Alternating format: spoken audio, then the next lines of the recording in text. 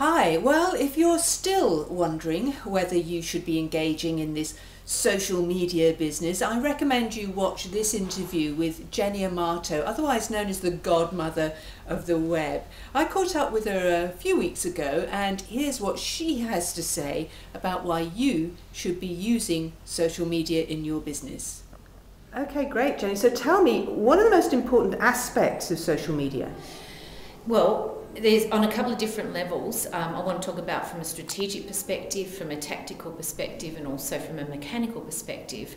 The most important elements from a mechanical perspective are to be present where the eyeballs are, which is a classic marketing term or advertising terminology they use when they're looking to position your brand, your business brand, your product brand, whatever it might be in the market, is where are the eyeballs going? So when you're looking at social media, it's not necessarily about you opening accounts with and being present everywhere. It's about evaluating where your market is, not only where the eyeballs are going, but where the right eyeballs are going. So on a mechanical level, your social network sites like Facebook and Twitter are definitely worthy of investigation for your brand positioning, and you may even find conversation going on about your brand and you're not aware of it. So that's pretty critical, but that's kind of another conversation. You definitely need to look at Facebook and Twitter from a mechanical perspective, and also YouTube, very effective for you to actually use as a tool to profile your products in a more three-dimensional kind of way. On a tactical level, with sites like Facebook, to some extent also Twitter, and also YouTube, you need to look at how you can position your message most powerfully. So these paid advertising type opportunities, it's a great tactic. You can create pages on Facebook, or they're called fan pages, or groups if you want to have a more topical element to your involvement on social media.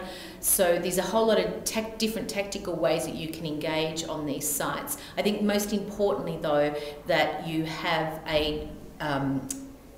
your own web-based blog, and the blog on your own website directly interacts with these different networking, bookmarking and media sites that they have. So sites like Facebook and Twitter are called social networks. It's where people go to actually communicate, network. Sites like YouTube are known as social media because it's literally online TV, and that's really the future for television. So if you haven't already started with your product profiling, you need to start videoing right now, and I mean literally right now, even if it's simple little presentations.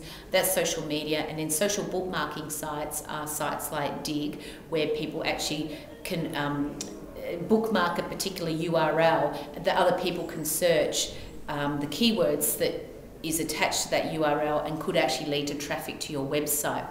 So what I'm saying there on a tactical level is that by having a blog on your own website and understanding the three different types of social media sites, be them networking, bookmarking or media, that the whole intention here, that the tactics that you engage are designed to get people back to your website and into your sales and marketing funnel. So that's answering the question on that level. And then when we talk strategically, the important thing to understand is that social media in those three different ways, I call them social engines, are all about you engaging with your existing or potential marketplace. And in this new world economy we live in, it's really called your audience. So on a strategic level, it's important to understand that your presence in these places and your profiling is about engaging. So what I mean by that is, if you're going to use social media, and if you're not, you're out of your mind, quite frankly, you will be the business that's left behind, and the smaller, more savvy business owners will take marketing